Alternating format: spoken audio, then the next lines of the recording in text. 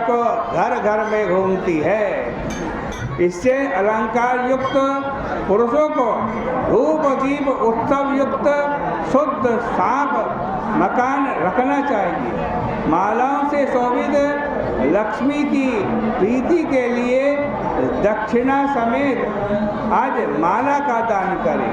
नवीन वस्त्र से शोभित स्त्री पुरुष गीत हास्य रस भोग से अमावस्या की रात्रि को बितावे।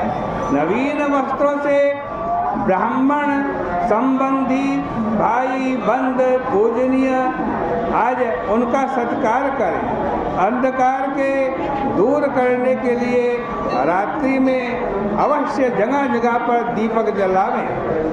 नारद जी कहते हैं, राजन, अमावस्या की रात्रि को जिसके घर में अंधकार रहता है उस जगह लक्ष्मी त्याग देती है, वहाँ पर दरिद्रता आती है।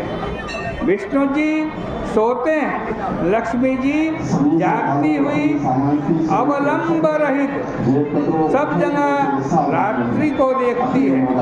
रमणी के घर में बहुत समय तक रहती है। इस प्रकार दीप युक्त आनंदित मनुष्य जब रात्रि एक प्रहर रह जाए तब आनंदित स्त्रियों से सूप बजवा करके अपने घर में आज लक्ष्मी को शांत करे और लक्ष्मी को बुलावे। लक्ष्मी जो कहे तुम शांत हो, हमारा अनादर न करो। लक्ष्मी जी से बोले तुम्हारी खुशी होवे तो अपनी चंचलता छोड़ कर के हमारे घर में निवास करो। ऐसी कही गई लक्ष्मी उसी जगह पर स्थिर रह जाती है। इसके बाद आज दीपावली के बाद बलिदान का महोत्सव कहते हैं। मथुरा में या किसी भी तीर्थ में या गोवर्धन में भगवान श्री कृष्ण आए का पूजन करें। घर में ही गोबर का गोवर्धन बना ले। यदि मथुरा नहीं जा सकते हो तो फिर पकवान अन्न शाक फल आज इससे भगवान का पूजन करें। देखो उसी समय श्री कृष्ण भगवान ने गोवर्धन पर्वत धारण किया था कार्तिक महीने के शुक्ल पक्ष की प्रतिपदा को। जब गोपों से पूजित आज कहते हैं अन्नकूट आज भगवान ने ग्रहण किया, तब भगवान बड़े प्रसन्न हुए। पुत्र मित्रों से युक्त चंदन पुष्प अक्षत वस्त्र धूप दीप दक्षिणा से पूजन करें, प्रदक्षिणा करें। हे मुने, वह पुरुष फिर जन्म नहीं लेता, यानी जन्म मरण के बंधन से मुक्त हो जाता है। ब्राह्मणों को भोजन करा करके फिर बंधु समेत स्वयं भी भोजन करे, फिर गौओं को भूषित करे, पीड़ा करे, शब्द करे, बोले हे गोवर्धन, पृथ्वी के आधार, गोकुल के रक्षक, हे विष्णु जी की भुजाओं से उठाए हुए गौओं के स्थान इंद्रादि देवों की लक्ष्मी गौ रूप में स्थित है। यज्ञ के लिए वह गौ घी देती है।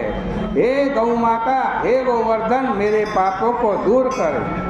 भगवान स्वयं कहते हैं गौओं से बड़ा प्रेम करते हैं। भगवान कहते हैं गावों में जागृत संतो, गावों में संतो पृष्ठता, गावों में हृदय संतो, गवान मध्य वसाम्य हम।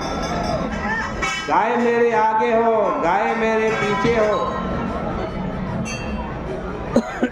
गाय मेरे चारों तरफ हो, गाय मेरे हृदय में हो, मैं हमेशा गौओं के बीच में रहूं। आज कहते हैं फिर वृषभ का भी पूजन करें। हे जगत के आनंद कारक वृषभ रूप तुम धर्म हो। हे अष्टमूर्ति शिव जी के महान, हमको मति और गति दो। गोवर्धन हरि की पूजा, गाय भैंस की पूजा, वाजपेय अश्वमेध कोटि यज्ञ के समान फलदायक है। हे नारद जी, फिर दिन के तीसरे भाग में पूर्व दिशा में ब्राह्मण हवन करके बड़े वृक्ष में रमणीक कुश काष्ठ के वास्ते पालिका बनावे। व्रत करने वाला इस मंत्र से नमस्कार करे। सब लोग के हित करने वाली मार्ग पालिका तुमको नमस्कार है। इस देश का जय करने वाली निराजना विधि करे। इस प्रकार मार्ग पालिका के नीचे गौवे मनुष्य जाएं।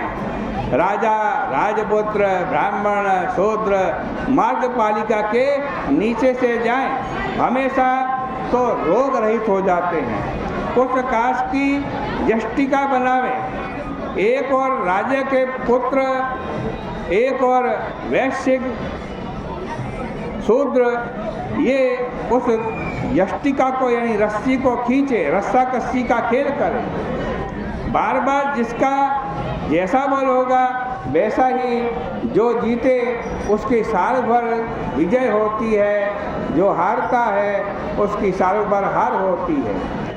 यज्ञ से राजा का जय का चिन्ह करें। फिर सायंकाल स्तंभ मंडल के पट में बलि नाम के दैत्य का पूजन करें। आज के दिन बलि दैत्य के मालिक को अच्छे 5 वर्ण करके लिखें। सब आभरण युक्त विंध्यावली जो बलि की पत्नी है उसका भी पूजन करें। कुष्मांड, बाण, जंघोरु, मय दानव युक्त आनंदित वदन, मुकुट कुंडल युक्त 2 भुजा धारण करने वाले बलि बनाकर विशाल मध्यशाला में गृहस्थी पूजन करें। पिता माता दूसरे जनों सहित संतुष्ट बंधु सहित ऐसा बोले, हे दैत्य दानव वंदित बलि राजा, तुम्हें नमस्कार है। हे इंद्र शत्रु, हे देव सेविन, हे विष्णु सानिध्य शोभन, ऐसे मंत्र से फल, वस्त्र, अक्षत, जल, बहुत तरीके के अन्न, आज कमल, कुमकुम, पुष्प, चंदन, धूप, दीप इनसे बलि का पूजन करें। विष्णु भगवान के प्रिय करने वाले जो दान बलि के नाम से दिए जाते हैं वे कभी छीन नहीं होते हैं। इस प्रकार से श्री पद्म पुराणे कार्तिक मास में यम पंचकम नाम 19वाध्याय, ये 19वें अध्याय की कथा कार्तिक मास में जो थी वो आपके सामने कही।